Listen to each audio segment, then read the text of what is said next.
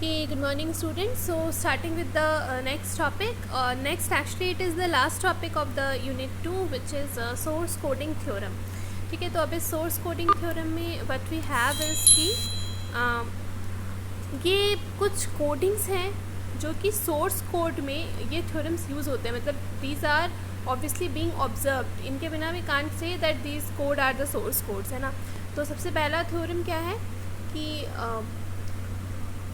अगर कोई DMS output है, देखो इसमें लिखा है थ्योरम क्या है. Suppose a DMS outputs a symbol every t seconds and each symbol is selected from a finite set of symbols xi. अब ये i क्या है, i इक्वल्स टू 1 से लेकर l तक l नंबर ऑफ सिम्बल्स हैं which are occurring with probabilities. Probability of xi, p of xi probability है. और अगेन i क्या होगा, 1 से लेकर कैपिटल L मतलब l number of we have finite l number of set of symbols. अब और the entropy of the DMS क्या है, डिस्क्रीट मेमोरीलेस सोर्स. और एंट्रोपी का यूनिट क्या होता है, बिट्स पर सिंबल. इसलिए लिखा है the entropy of this DMS in bits पर सोर्स सिंबल इज. एंट्रोपी का फॉर्मूला क्या होता है, Hx equals to probability multiplied with log based probability multiplied with information. Simple. तो समेशन और summation of i equals to 1 से लेकर l pxi log base two 1 upon pxi. And this entropy should always be less than और equals to log base two l. ये l क्या है, capital L is the number of symbols. मतलब कितने finite set of symbols है. l क्या represent कर रहा है, कितने सिम्बल्स हैं हमारे पास. तो ये एक बहुत ही इंपॉर्टेंट थ्योरम है कि जो एंट्रोपी है it should always be less than और equals to log base two l मतलब total number of symbols, finite set of symbols, है ना. अब देखो इस नीचे लाइन में एक और लिखा हुआ है कि this equality holds when the symbols are equally likely. इसका मतलब क्या है, इसका मतलब है कि जो Hx, देखो हमारा फॉर्मूला क्या आया, Hx इज़ लेस देन और equals to log base two l, है ना. तो इस इक्वल मतलब Hx इक्वल तभी होगा log बेस टू l के. वैसे या तो हमेशा कम होगा लेकिन बराबर भी हो सकता है log बेस टू l के. कब बराबर, तभी होगा जब सारे सिम्बल्स इक्वली लाइकली हो. Equally likely in the sense जो प्रोबेबिलिटी होगी सारे इवेंट्स की सबकी सेम होनी चाहिए. यानी अगर 4 इवेंट्स हैं तो चारों की प्रोबेबिलिटी सेम होगी. यानी चारों में से एक एक की इंडिविजुअल प्रोबेबिलिटी होगी 1/4, दैट मीन्स 0.25. ठीक है, तो ये बताता. अब जैसे एग्जांपल देख लो, एक अगर एग्जांपल लेते हैं, माना कि दो हमारे पास सिम्बल्स हैं. एक इवेंट है जिसका प्रोबेबिलिटी है 0.5 p ऑफ x1 और x2 दूसरा सिंबल है जिसकी प्रोबेबिलिटी है 0.5. अब देखो दोनों सेम सिंबल हैं तो हमारा entropy should must be equals to log base two l, है ना. अब देखो Hx निकालो. Hx का फॉर्मूला क्या होता है, summation of pxi log base two 1 upon pxi. अब या तो तुम log base two 1 upon pxi लिखो या फिर अगर 1 अपॉन pxi को सिर्फ pxi लिखना है तो जो डिनोमिनेटर का टर्म है अगर वो log में न्यूमरेटर बन जाता है तो क्या होता है, माइनस बाहर आ जाता है. क्योंकि एक्चुअली हम इसको इन्वर्स लिख रहे होते हैं इसलिए वो माइनस बाहर आ गया है. तो ये फॉर्मूला क्या बन गया है, minus summation of pxi log base two pxi. अब दोनों 0.5 वैल्यू पुट करो, you will have 1 as answer. ठीक है, सॉल्व करके देखना इसे. और नेक्स्ट में क्या आ रहा है, log base two l. log base two l, l क्या है, l है नंबर ऑफ सिम्बल्स. हमारे पास दो ही सिम्बल है x1 और x2, तो क्या हो जाएगा log बेस टू 2 और log बेस टू 2 क्या होता है 1. तो यानी Hx equals to log base two l. ये तो इक्वालिटी वाला प्रूफ हो गया. अब हम एक बार लेस देन देख लेते हैं. लेस देन के लिए हमारे पास दो से ज़्यादा सिम्बल्स देंगे, मतलब कितने भी सिम्बल्स ले लो बस उनकी प्रोबेबिलिटी इक्वल नहीं होनी चाहिए, अलग अलग प्रोबेबिलिटी लो. जैसे देखो नेक्स्ट एग्जांपल में नीचे जो सॉल्व करके दिखाया गया इसमें क्या दिखाया गया, एक x1 x2 और x3 3 सिम्बल्स हैं. तीनों की प्रोबेबिलिटी है अलग अलग, x1 की 0.5, x2 की 0.25, x3 की 0.25.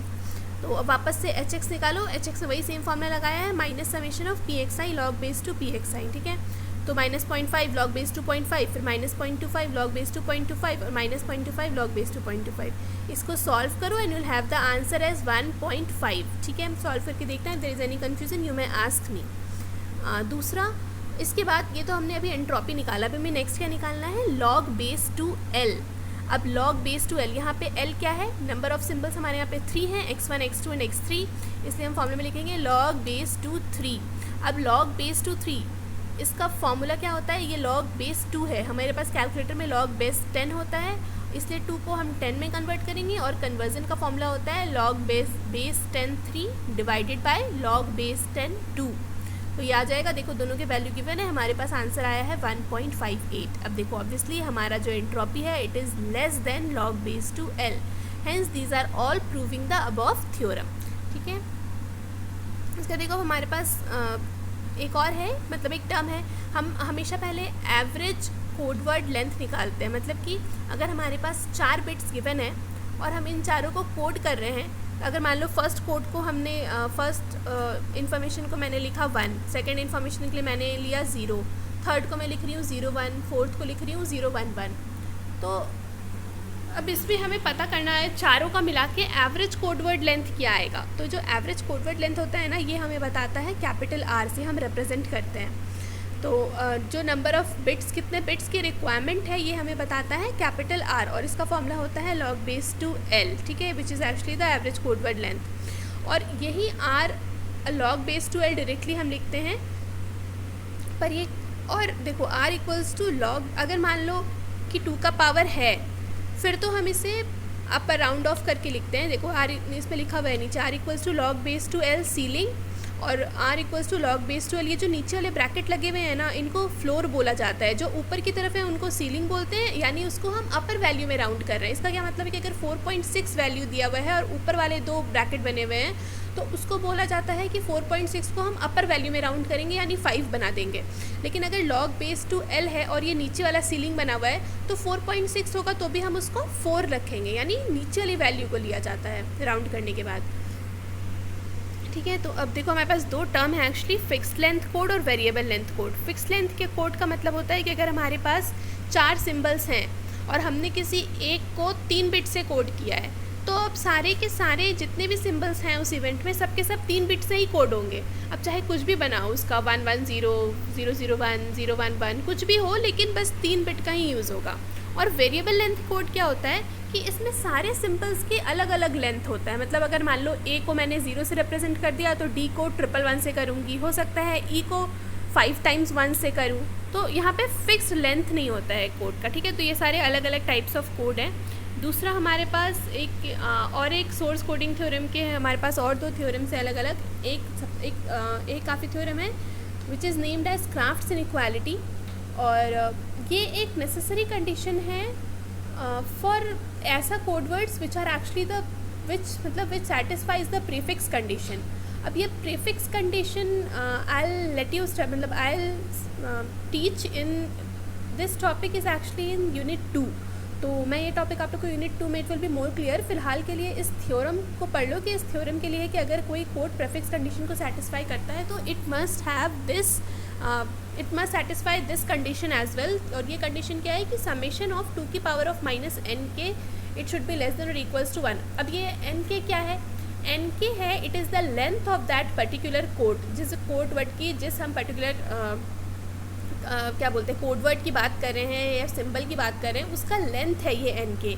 और k इक्वल्स टू 1 से l, यानी कि अगर n1 है मतलब फर्स्ट कोड का लेंथ, n2 मतलब सेकंड सिंबल का लेंथ, n3 थर्ड सिंबल का लेंथ, वैसे ही nl lth सिंबल का लेंथ, ठीक है। इन सारे कोड्स का, इन सारे सिंबल्स का जो लेंथ है 2 की पावर ऑफ -nk करके जब लिखेंगे, तो इन सब का summation it should always be less then, या फिर मैक्सिमम केस में ये 1 हो सकता है, 1 से बड़ा नहीं हो सकता। 1 से बड़ा अगर होगा तो मतलब that means it is not satisfying the prefix code, है ना।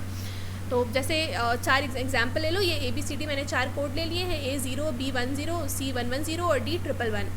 तो अब देखो इसमें क्या है, A का लेंथ क्या है 1, B का लेंथ है 2, C का लेंथ है 3 और D का लेंथ भी है 3। तो अब इसको समेशन में करके लिखो, 2 की पावर -1, 2 की पावर -2, 2 की पावर -3 और 2 की पावर -3। तो 0.5 0.25 0.125 0.125, और इनका समेशन करेंगे तो विल हैव 1, यानी 1 से बड़ा तो फिर भी नहीं आया, that means it is satisfying the crafts inequality, ठीक है। उसके बाद हमारा जो अगला थ्योरम आता है, इट इज़ थ्योरम 2, और ये क्या बताता है कि जो हमारा एवरेज कोडवर्ड लेंथ है ना, जिसको हम R बार से डिनोट करते हैं, it should always have the condition कि R बार जो होगा, जो एवरेज कोडवर्ड लेंथ होगा, it should always be greater than और equal to entropy, and it should always be less than और at most it should be equals to hx+1, यानी entropy +1। यानी R bar जो average code word की length है वो हमेशा एंट्रोपी से बड़ा ही होगा, और एंट्रोपी +1 से हमेशा छोटा होना चाहिए या फिर बराबर हो सकता है। मैक्सिमम केस में हम ये बोल सकते हैं कि average codeword length equals to entropy है या फिर इक्वल्स टू एंट्रोपी +1 है। अब दोनों ही से इक्वल तो कभी नहीं हो सकता, या तो वो एंट्रोपी से ही इक्वल होगा या फिर वो एंट्रोपी +1 से ही इक्वल होगा, है ना। ठीक है, तो ये दूसरा थ्योरम है, अभी इसको भी will see numerical based on this theorem too. और एक टर्म आता है एफिशिएंसी। किसी भी प्रेफिक्स कोड का हम एफिशिएंसी अगर निकालने के लिए बोला जाए क्वेश्चन में, तो हम क्या करेंगे, एफिशिएंसी को एक तो जीटा से हम शो करते हैं। ये देखो जो सिंबल है, this is called as eta, and इसको हम डेमोन्स्ट्रेट करते हैं।